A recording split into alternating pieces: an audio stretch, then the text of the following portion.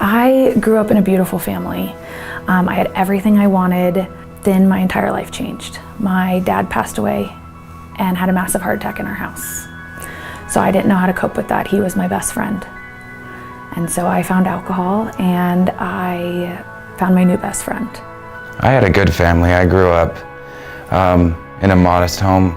I had both a mother and a father and a brother. It was a good situation.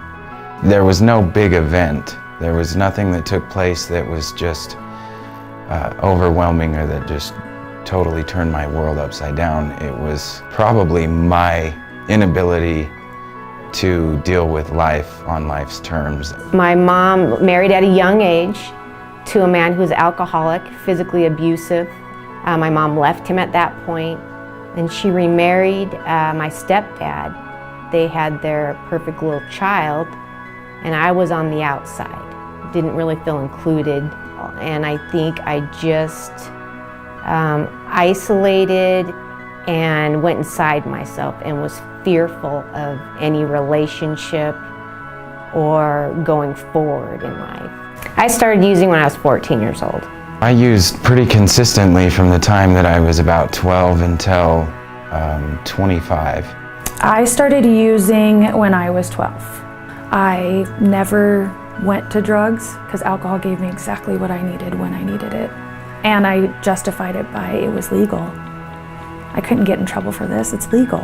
Part of the problem with addiction is that it impacts the frontal lobe of the brain, which is the place where our judgment and consequential thinking, our logic and reasoning are.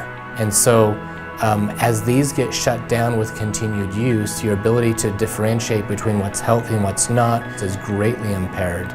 So in this way, addictive substances hijack the logical center of the brain. And at the same time, they're impacting the pleasure center, and the brain is really focused on give me more pleasure, give me more pleasure, give me more pleasure, and don't think of the consequences. Addiction doesn't happen in a social vacuum. It happens in the context of families, friends, jobs, community, and environment. Sobriety Foundation started in 2012. I had just lost my son from a drug overdose. He struggled for about 10 years, and I saw him go through so much. He used to say, once I am sober, I need to learn how to live sober.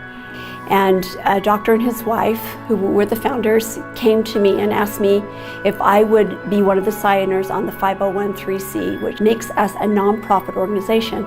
We have a board of directors who are very active and supportive of the work that we do in the community.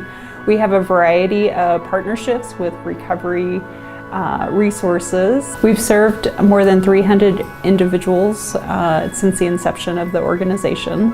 Our foundation is fully funded by private donations, so we help about 4 to 7 people a month right now. So we really rely upon the funds that are donated to help fulfill our mission as the Sobriety Foundation. We felt like that we wanted to keep all of the monies that our foundation raises in the state of Utah because the problem is so huge here. Utah has a serious addiction problem. We are #1 for opioid abuse, and we are #4 for heroin in the entire country. The addictiveness of many drugs and alcohol has led to Utah becoming the most addictive states in the nation. While some people can go to treatment for 30 days and then they can go into a home environment and maintain long-term recovery, many people with moderate to severe addiction need a continuum of care. A lot of times people will go into inpatient facilities and they have a ton of collateral damage. They've destroyed their finances, they've destroyed their family relationships, they have no place to live, they've been evicted, they generally have no assets and no money. We know that coming out of inpatient treatment, going into a sober living situation is a very critical time in recovery, because that's your first opportunity to where you're kind of what we call outside the bubble. We know when people are provided with supportive services, especially after they leave residential care, they get well. The numbers, the statistics are there. When people follow what they're told to do by the professionals, they have high chance of long-term recovery. In some instances, 70, 80 or more %.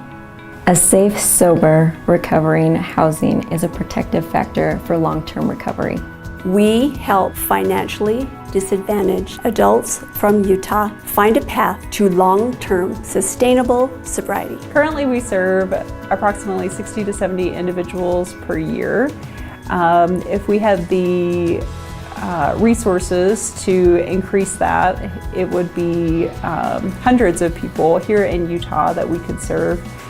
We receive applications on almost a daily basis, and we're able to fund about 15% of the applications we receive. Because we do have limited funds, we have to narrow it down to those who we feel have the best shot at long-term sobriety. I'll go out and do those interviews, assessments, I talk with them, and then it's a collaborative decision where between my recommendations and the clinical committee that we will ultimately make a decision to grant someone a scholarship into sober living. I have been sober for 87 days. I think that sober living is vital to my recovery and anyone else's recovery. I think it gives you healthy boundaries, and it gives us a safe place to be able to experience sobriety in a healthy manner. It's just vital. You have to learn how to adult again without drugs and alcohol. The foundation provided me an opportunity to not have to worry about things like where I'm going to live, and it gave me the opportunity to think about what was important at the time in the process of staying sober. For me, the sober living facility aids in my sobriety by giving me accountable sisters to live with. I have a roommate or roommates, just depending. We get to share our thoughts, we get to have conversations, we get to develop relationships. That is huge for me, to learn to be able to develop trust with other people. It's really just been everything to me. I think one thing that is most important is that there is hope out there. And here at Sobriety Foundation, we believe in that hope for every individual to get sober. Not only have long-term sobriety, but long-term recovery.